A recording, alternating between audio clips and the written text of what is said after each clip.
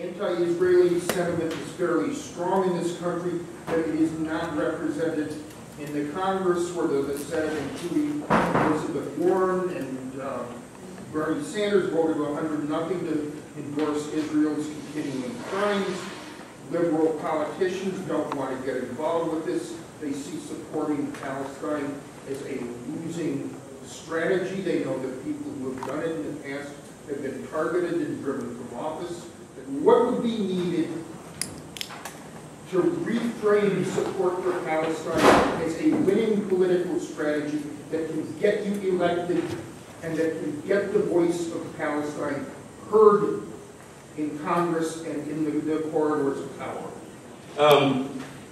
After the uprising in the 60s and 70s, when there was all this unrest on the college campuses, David Rockefeller put together an organization called the Trilateral Commission. The Trilateral Commission did an investigation into why these things were happening, and it came up with 3 things that were a problem, quote unquote, a problem in this country. The first was that Congress was being too activist. Because if you remember back in that time, the Black Caucus in Congress was instrumental in getting, to some extent, getting Nelson Mandela out of jail. Okay? Because they put so much pressure on this country to put pressure on the South African government. The second thing was that blacks, Hispanics, and women were getting, the expectations were too high. They were getting too educated. And the third thing was that the news media were reporting too much about what the president was doing. Much as a local news organization would hamper, would put checks on a mayor, large-scale news media were putting the same kinds of checks on the President of the United States. Now, David Rockefeller saw these as problems. That was, in fact, the way democracy works. Now, to answer your question about why Congress is not acting, David Rockefeller saw to it that all 3 of those problems were changed. Education now is becoming out of reach for everybody. We have no news media, and Congress is acquiescing to anything that billionaires tell them to do. That's why in Congress you don't have anything happening. Not only in this particular issue, but in any issue. All they're doing is stopping their work. Thank you. First of all, I think what is very welcome is that there's so much discussion of the fact that Elizabeth Warren and Bernie Sanders, who are supposedly these progressive flagships, that they are having to run away from people talking about Palestine.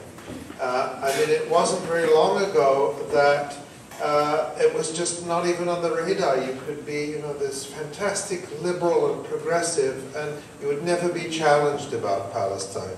And I think the fact that they are being challenged reflects the reality of a shift in the base of the Democratic Party. When you look at, I'm not saying this to put any, I don't think I'm going to even vote. I know that some people might get mad at me for saying that, but I don't think there's going to be anyone on my ballot that I could in good conscience vote for. But what I'm saying is that, I don't want to give the impression I'm saying there's something good happening in the Democratic Party on Palestine. But in the people who vote for the Democratic Party, you see this reflected in the opinion polls. During the attack on Gaza, that's where support was absolutely the weakest. And this is something that's been going on over time.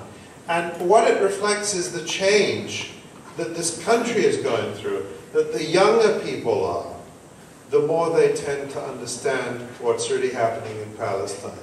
That people of color in this country, or coming to this country, tend to identify and understand what's happening in Palestine.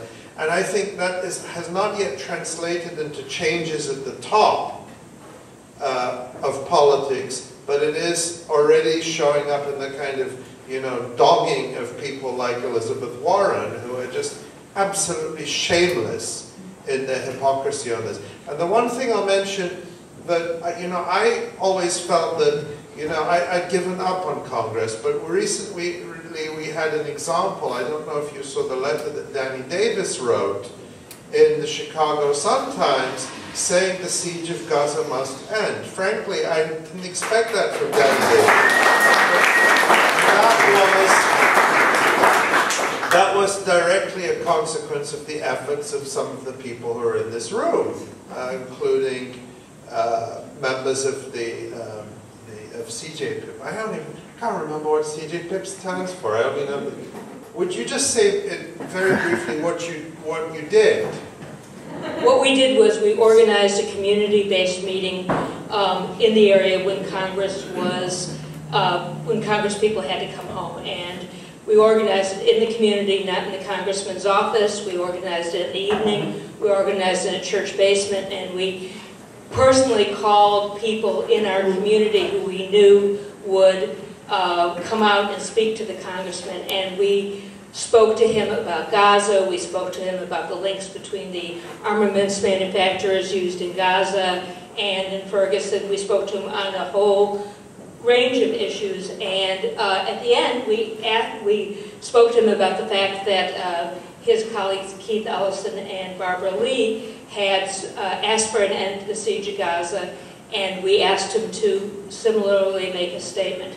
And we just did a direct ask, and he said he would do it. And he did.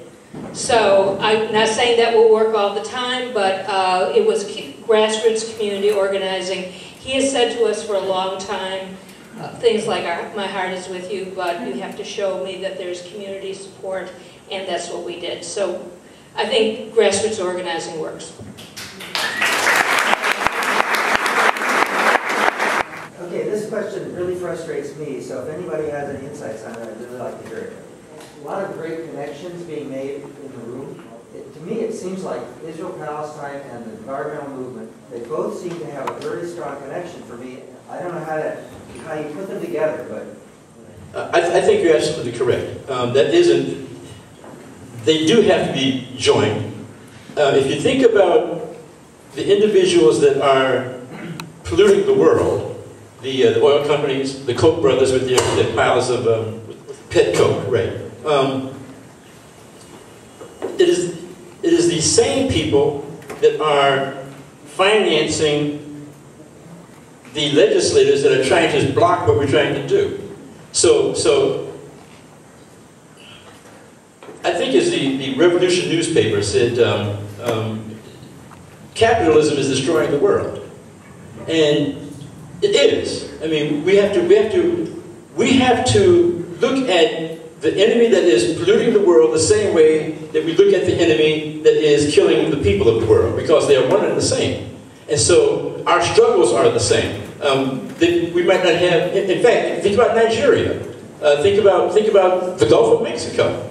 It is the exact same people. So yes, it is a struggle that we do have to get involved in, and some of us are. I mean, I am personally involved in it because I'm part of a group that intends to challenge the issuing of licenses to frack in Illinois, because for the exact same reason, because we have to try to save this state, although we can't save them all. But so some of us are working on all those fronts.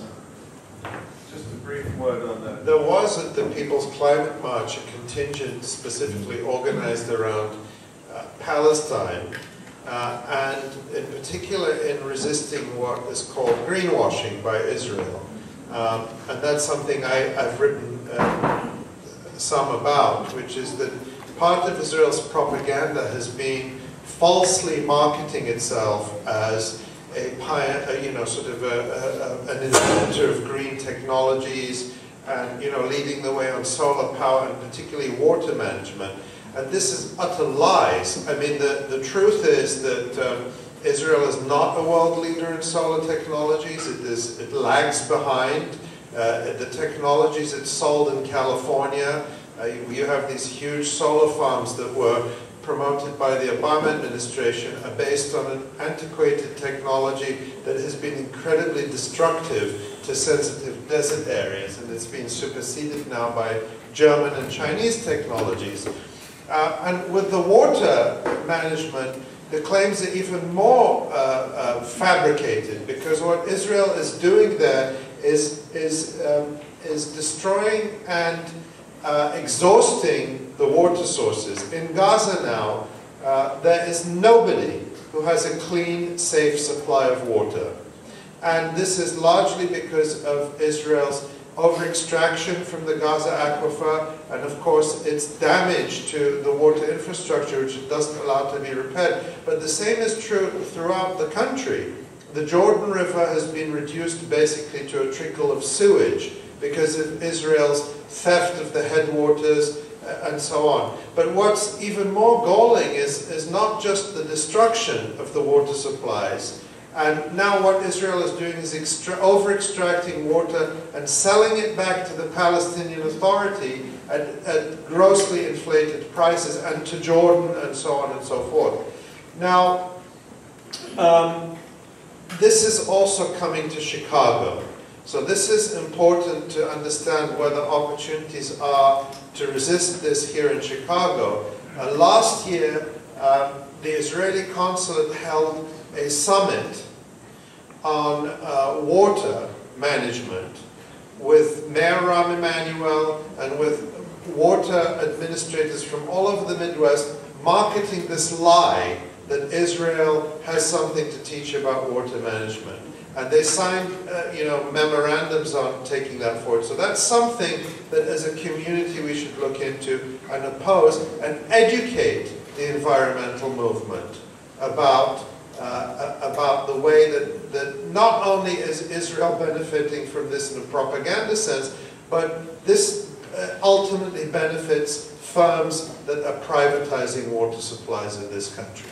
So there are a lot of intersections there that we can work on. Regarding Palestinian movements towards getting acceptability in the United Nations, acknowledging resolutions that haven't been followed through, that sort of thing, is that a good way to put any effort in? Well, I've been very critical of that because I don't recognize the state that Mahmoud Abbas wants to declare. I don't recognize a state on a fraction of Palestine for a fraction of Palestinians. And so I'm vigilant about not doing anything to cement an imaginary state whose purpose is to deprive the vast majority of Palestinians of their rights, especially the right of return. So I don't recognize the state of Palestine that Mahmoud Abbas heads because it's not actually it's not constituted by the territory of Palestine. And I think that these UN initiatives have been a substitute for a real struggle. They've been a way for the Palestinian Authority to promote itself and to substitute for its inaction and to cover up its complicity with the occupation. So I'm very skeptical of these UN-based initiatives. Some things have been useful. Maybe joining UNESCO might be useful in some ways. The big one that people have talked about is the International Criminal Court. Would I like to see justice for the Palestinian victims and other victims of Israel? Of course I would. I don't believe that I think the International Court will be rigged in whatever way is necessary to prevent that. But, if it were possible to get justice, I certainly would support that. But I definitely reject the use of the ICC as a threat against Israel. Justice should not be conditional. That if we get a little Bantustan, we drop the war crimes and crimes against humanity charges.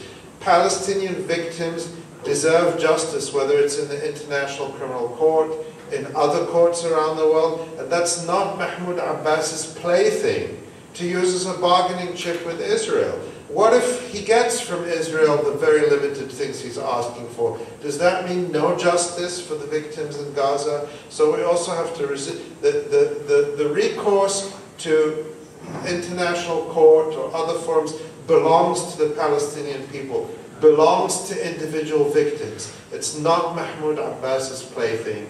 The rights of Palestinians, the identity of Palestine, the borders of Palestine are not his playthings to bargain with. This is why I'm very skeptical of these things.